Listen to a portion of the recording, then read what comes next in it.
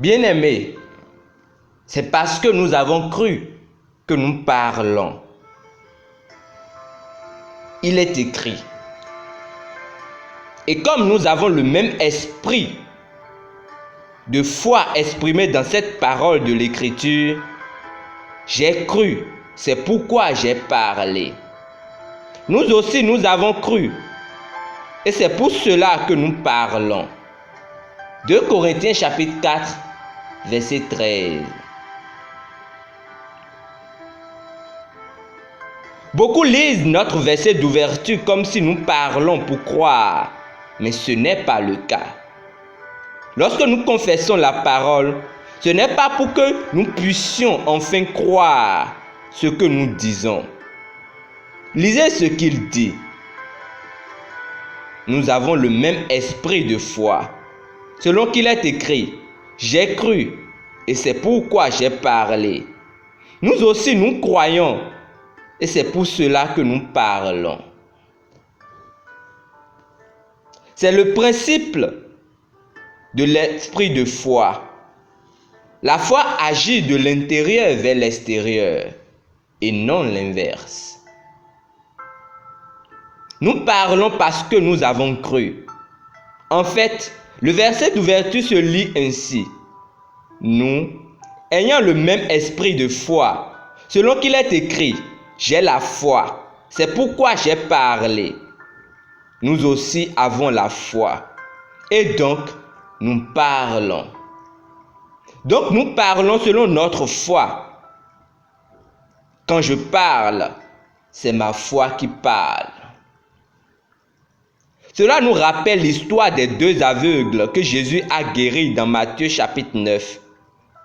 Ils s'écrièrent, « Toi, fils de David, aie pitié de nous. » Alors Jésus leur a demandé, « Croyez-vous vraiment que je peux faire cela ?»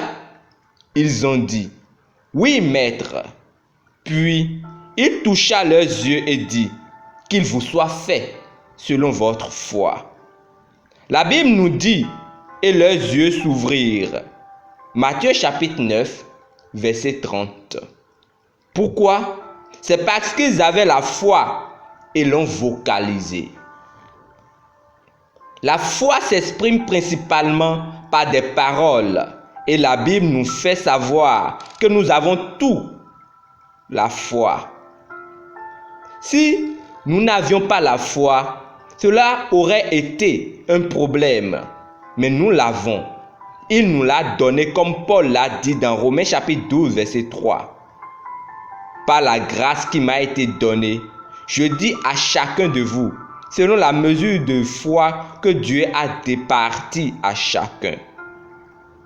C'est la foi avec laquelle vous avez cru en Jésus-Christ. Et c'est cette foi qui parle. Contrôler et dominer le monde. Régner sur les circonstances par vos proclamations de foi. Ne vous lamentez pas à cause d'un problème. Ne vous plaignez de rien. Prononcez des paroles de foi. Peut-être avez-vous rencontré des défis dans votre travail ou votre entreprise. Parlez et effectuez un changement. Jésus a dit que vous aurez ce que vous dites. Votre bénédiction est dans votre bouche. Déclarez uniquement et toujours la victoire. Et c'est ce que vous expérimenterez.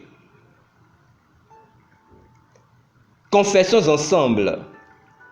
Ma foi est la victoire qui a triomphé du monde et de ses systèmes.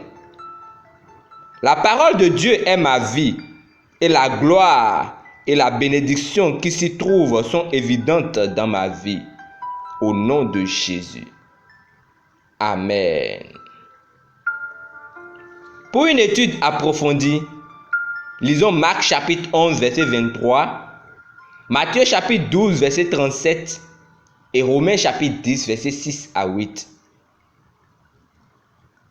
Demeurez richement bénis. Amen.